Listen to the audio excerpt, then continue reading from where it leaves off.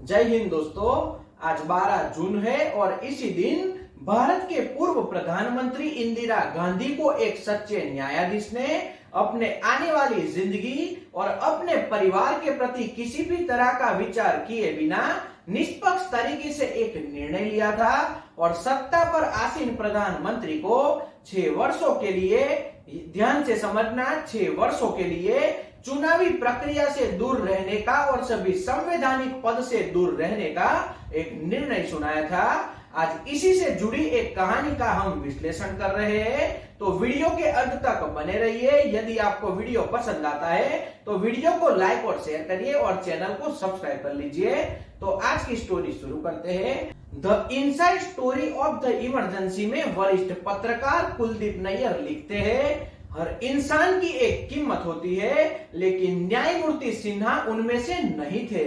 उन्हें किसी भी शर्त पर राजी नहीं किया जा सकता था और इसी के बदौलत आज भारत में इमरजेंसी झेलनी पड़ी। 12 जून 1975 को, यानी कि आज से 48 वर्ष पहले, इंदिरा गांधी को एक बहुत बुरी खबर मिली थी और इसी खबर के जरिए उनकी पूरी राजनीतिक पारी को समाप्त किया जा रहा था। लेकिन जानकारों का यह कहना है कि कोर्ट का निर्णय आने के बाद प्रधानमंत्री इंदिरा गांधी ने अपने पद से इस्तीफा देने के लिए भी वह तैयार हो चुकी थी, लेकिन बहुत से ऐसे कारण थे कि जिस वजह से वह अपने प्रधानमंत्री पद से इस्तीफा देना नहीं चाहती थी। लेकिन इंदिरा गांधी के दोनों बेटे राजीव गांधी और संजय गांधी इनके इस्तीफा देने की बात से बिल्कुल नाराज थे और इसी के कारण इंदिरा गांधी ने सभी बातों को ध्यान में रखकर अपने प्रधानमंत्री पद से इस्तीफा उस दिन नहीं दिया। इस केस में समाजवादी पार्टी के नेता राज नारायण इंदिरा गांधी के ऊपर चुनाव में धोखाधड़ी करने का और धोखाधड़ी करके जीतने का आरोप लगाते थे और इसी केस में जस्टिस सिन्हा ने अपने संवैधानिक पद का उपयोग करते हुए निडर होकर 18 मई 1975 को देश के इतिहास में पहली बार सत्ता पर आसीन प्रधानमंत्री को अदालत में पेश करने के लिए बुलाया था। भारत में यह पहली बार था कि प्रधानमंत्री कोर्ट में खड़े थे और स्पष्ट रूप से जब न्यायमूर्ति सिन्हा अदालत में आकर अपनी कुर्सी पर बैठे तब वहां पर उपस्थित सभी श्रोताओं को संबोधित करते हुए कहा था, अदालत में लोग तभी खड़े होते हैं जब जज साहब आते हैं, इसीलिए जब साक्षी आए तो कोई भी व्यक्ति खड़ा नहीं होना चाहिए। यानी कि इंदिरा गांधी आए तो किसी को भी खड़ा नहीं होना चाहिए और इंदिरा गांधी के आने पर ठीक इसी तरह से कोर्ट रूम में कोई भी खड़ा नहीं हुआ और इसी दिन तकरीबन 5 घंटे के करीब इंदिरा गांधी से कोर्ट रूम में प्रश्न पूछे गए तो कुछ इसी तरह का व्यक्तित्व न्यायमूर्ति सिन्हा का दिखाई देता था।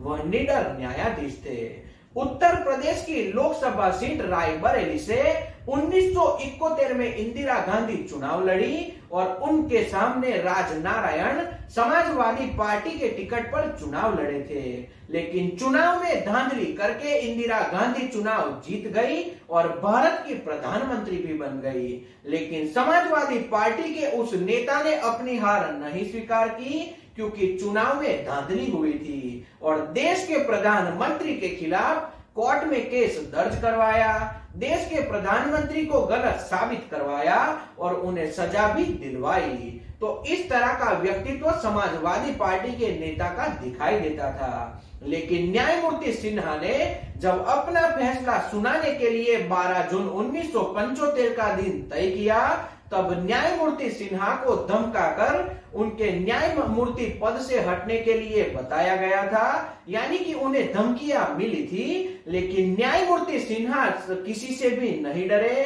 तब इंदिरा गांधी की ओर से उन्हें सुप्रीम कोर्ट के न्यायमूर्ति के रूप में पद दिया जाएगा, यानी कि प्रमोशन दिया जाएगा, ऐसा वादा भी किया गया। लेकिन ऐसे में भी न्यायमूर्ति सिन्हा नहीं माने और 12 जून 1975 को उन्होंने अपना फैसला सुनाने की तारीख मुकर्रर की और अपना फैसला सुनाया। अब 11 जून 1975 को अपना निर्णय सुनाने से पहले उन्होंने अपने स्टेनोग्राफर से पूछा और उसे बताया और उससे जजमेंट टाइप करवाया। फिर स्टेनोग्राफर को आधी रात से ही गायब होने के लिए न्यायाधीश ने स्पष्ट बता दिया और जस्टिस सिन्हा को जो फैसला सुनाना था, जिसे स्टेनो के पास टाइप करवाया था, उसे निजी रूप से उन्होंने अपने पास रख लिया। फिर 12 जून 1975 को सुबह 9:55 पर जस्टिस सिन्हा अपने कोर्ट पहुंचे और 10 बजे उन्होंने अपना फैसला सुनाना शुरू किया।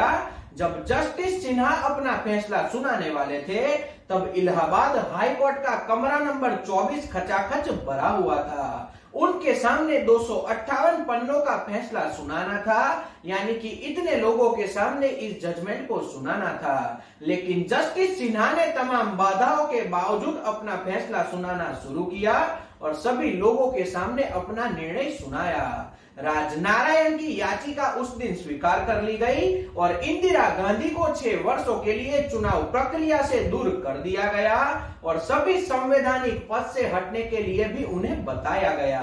फिर कानूनी पहलुओं को देखते हुए जस्टिस सिन्हा ने इंदिरा गांधी को अपील करने के लिए और प्रधानमंत्री पद का कोई विकल्प ढूंढने के लिए 20 दिन का समय दिया और इसी दौरान 23 जून 1975 के दिन इंदिरा गांधी ने सुप्रीम कोर्ट में इस फैसले के खिलाफ अपनी अपील अर्जी फाइल करवाई। यानी कि 12 जून को जजमेंट दिया और 23 जून को अपील अर्जी फाइल करवाई गई।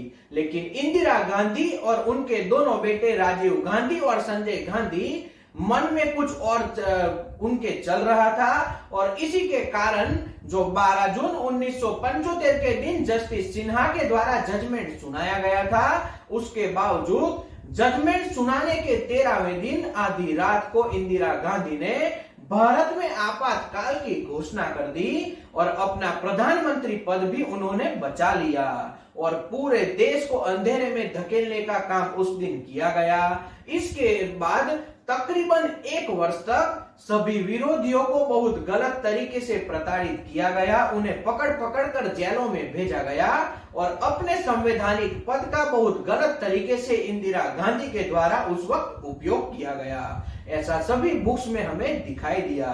तो यह थी इंदिरा गांधी से जुड़ी एक छोटी सी कहानी। लेकिन जस्टिस सिन्हा को आज भी भारत में सभी न्यायाधीशों के द्वारा एक निडर और साहसी न्यायाधीश के रूप में याद किया जाता है। सभी वकीलों के द्वारा भी इस न्यायाधीश को बहुत अच्छे से याद किया जाता है और उस आपातकाल के काले दिनों को भी सभी लोगों के द्वारा याद किया जाता है, क्योंकि बहुत से लोगों को इसके माध्यम से प्रताड़ित किया गया था। तो आज की कहानी में इतना ही। अगर आपको यह कहानी पसंद आई हो तो वीडियो को लाइक करिए, शेयर करिए और चैनल को सब्सक्राइब कर लीजिए और बेल बटन को दबाना बिल्कुल न भूले, ताकि आने वाले वीडियो का नोटिफिकेशन आपको मिल सके। तो आज का विश्लेषण यहीं तक। जय हिंद।